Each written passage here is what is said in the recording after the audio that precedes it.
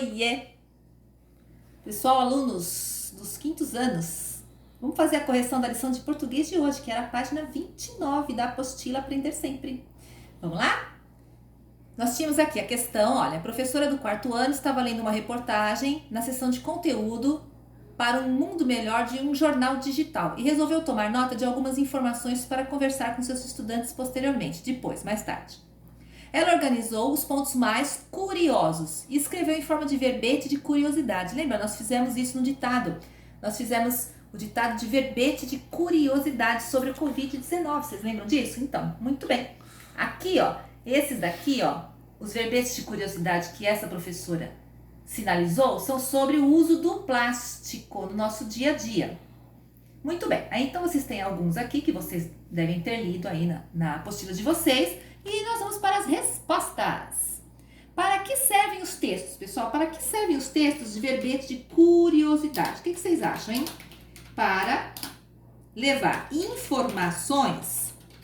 Se chama verbete de curiosidade, a informação o quê? Curiosa. Aquela coisa que fala, olha só, eu não sabia. Legal isso aí, hein? Para os leitores. Muito bem, então para isso servem os verbetes de curiosidade, para levar o quê? Informações curiosas, alguma coisa que você não sabia, ficou sabendo depois que leu o verbete. Pergunta B. O que há em comum entre a maneira que começam e terminam os parágrafos dos dois textos? Muito bem, temos o texto lá que foi o de ontem, que foi da página 28, e o de hoje, que é o da página 29. Muito bem. Eles usam o quê? Reticências. O que são reticências? Aqueles 3 pontinhos para dar ideia de continuidade. Uma continuação da conversa. Aqui no caso, uma continuação da pergunta. Muito bem. Finalizam de que jeito, hein? Com ponto final. Com ponto final.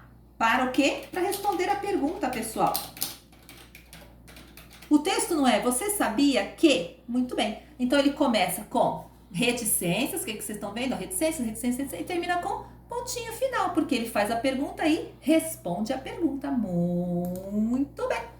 Pergunta de letra C. Por que vocês acham que o verbete de curiosidade começa com você sabia? Por que vocês acham, hein, pessoal? Para que o leitor é quem tá lendo, né? Você. Para que o leitor seja o quê? Desafiado. Ele vai ser desafiado ao quê? A continuar lendo até descobrir do que se trata o assunto. Então, por isso começa com você sabia? Continua lendo para saber sobre aquele assunto. Por isso começa com você sabia, para desafiar a sua curiosidade. Muito bem. Então aqui foi a primeira página, questão ABC, e agora nós vamos lá para outra, ó, aqui, ó. Página 29, letra D. Vamos responder, hein? Em comparação com uma notícia ou contexto de divulgação científica, pergunta: vocês acham que os verbetes são textos curtos ou longos? Por quê? Eles são curtinhos, não são curtinhos? Não vimos aí que eles são curtos? Sim, por quê, hein, que vocês acham? Por quê?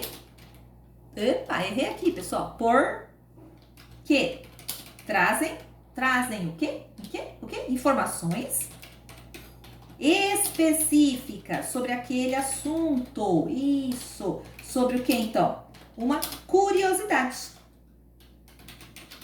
Eles trazem as informações específicas sobre aquela curiosidade. Sim. Enquanto que... Tá difícil, olha, pessoal. Quanto que...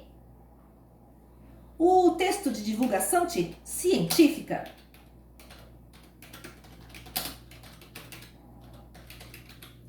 esse não. Ele aborda diversos aspectos daquela notícia. Então, eles são curtos, os verbetes, porque eles trazem a informação específica somente sobre aquela curiosidade.